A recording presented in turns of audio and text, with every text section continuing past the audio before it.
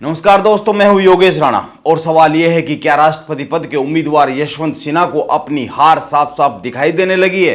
क्योंकि पहले यशवंत सिन्हा की पूर्व पार्टी प्रमुख का बयान आया और उसके बाद उनके बयान में हाँ मिलाते हुए यशवंत सिन्हा का बयान आया। आइए पहले बयान देखते हैं, फिर यह जानते हैं कि आखिर एकाएक समीकरण इतने बदले हुए क्यों दिख रहे हैं जो ममता बनर्जी तक राष्ट्रपति पद के लिए भाजपा की उम्मीदवार द्रौपदी मुर्मू का समर्थन करती हुई दिख रही है।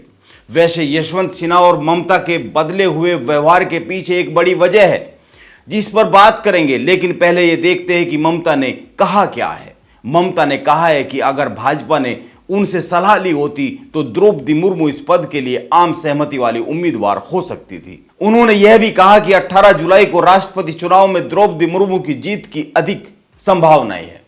महाराष्ट्र में सत्ता परिवर्तन के बाद एनडीए की संख्या बल बढ़ी है। यह ध्यान में रखना चाहिए कि यशवंत सिन्हा को उम्मीदवार बनाने में ममता बनर्जी ने मुख्य भूमिका निभाई थी और अब ममता के बयान के बाद यशवंत सिन्हा भी कह रहे हैं कि मैं ममता बनर्जी की बात से सहमत हूं, उम्मीदवार सर्वसम्मति से ही होना चाहिए था।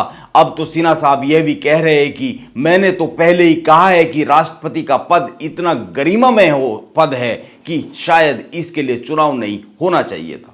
सवाल यह आता है कि मतदान से पहले ही विपक्ष राष्ट्रपति चुनाव को लेकर इतना असहाय क्यों हो रहा है, वो बिखरा बिखरा सा क्यों हो गया है। आइए इसको जानने की कोशिश करते हैं।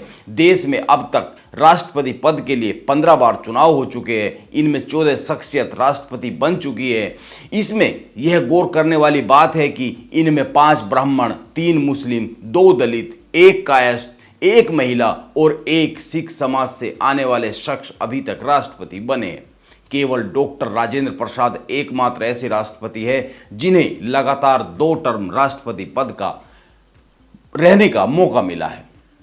अब उस बात पर आते हैं जिसके कारण भाजपा को राजनीतिक तौर पर दुश्मन नंबर 1 मानने वाली ममता बनर्जी भी बैकफुट पर आ गई है। पहली बात, ऐसा पहली बार हो रहा है कि जब आदिवासी समाज से आने वाली किसी महिला के राष्ट्रपति चुने जाने के आसार बन रहे हैं। और दूसरी बात, भाजपा ने अपने 14 साल के 3 टर्म में मुस्लिम, दलित और आदिवासी महिला को राष्ट्रपति पद के लिए चुना है। अब एक बात पर और गौर कर लीजिए, दलित, आदिवासी और पिछड़ों के उत्थान की बात करने वाली कांग्रेस ने करीब 55 साल के शासन में एक भी आदिवासी या दलित को राष्ट्रपति नहीं बनाया है। केंद्र में कांग्रेस की सरकार के समय जितने साल सरकार रही है उसमें 5 ब्राह्मण, 2 मुस्लिम और 1 कायस्थ, सिख और राजपूत महिला का चुनाव राष्ट्रपति पद के लिए हुआ है। जबकि भाजपा को केंद्र में अभी 3 बार शासन करने का मौका मिला है, लेकिन इस दौरान भाजपा ने अगड़ी जाति के किसी भी शख्स को राष्ट्रपति पद के लिए प्रत्याशी नहीं बनाया है। अटल बिहारी वाजपेयी के नेतृत्व में एनडीए की सरकार ने 2002 में वैज्ञानिक एपीजे अब्दुल कलाम को राष्ट्रपति पद के लिए प्रोजेक्ट किया। 2014 में भाजपा की सत्ता में वापसी हुई और 2017 में राष्ट्रपति का चुनाव हुआ। उस समय नरेंद्र मोदी सरकार के पहले कार्यकाल में भाजपा ने बिहार के राज्यपाल और दलित समाज से आने वाले रामनाथ कोविंद को राष्ट्रपति पद के लिए उम्मीदवार बनाया। और अब इस बार नरेंद्र मोदी की सरकार ने पहली बार आदिवासी समाज से आने वाली महिला द्रौपदी मुर्मू को प्रोजेक्ट किया है।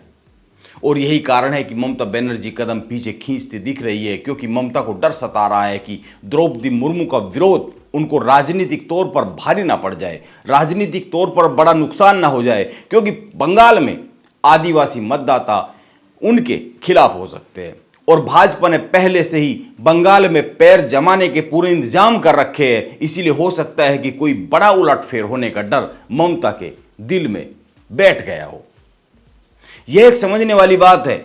और अंत में एक बात और कहना चाहूंगा, और वो यह है कि आज के दौर में भाजपा के सामने टिकने के लिए किसी पार्टी में फिलहाल तो दम दिख नहीं रहा है। 2024 की लड़ाई भाजपा लड़ती हुई दिख रही है, लेकिन बाकी जो विपक्ष की पार्टियां है वो तैयारी करते हुए भी नहीं दिख रहे। आगे के बारे में तो कुछ कहा नहीं जा सकता है, लेकिन मौजूदा हालात तो कुछ इसी तरह की तस्वीर बना रहे हैं। नमस्कार, आप बने रहे मेरे साथ।